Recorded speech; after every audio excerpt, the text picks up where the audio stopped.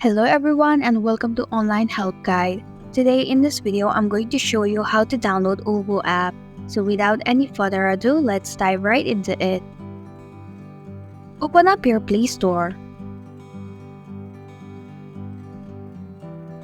In the search box, type in OVO app and perform your search.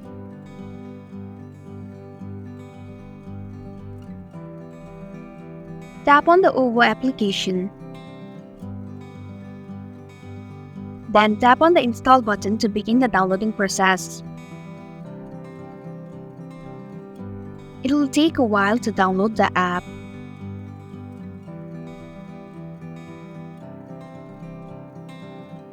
Once the application is installed, tap Open to launch the app.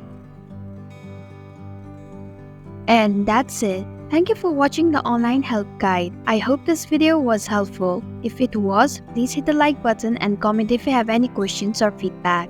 Also, if you are new to our channel, please subscribe and hit the bell icon so that you don't miss our upcoming videos.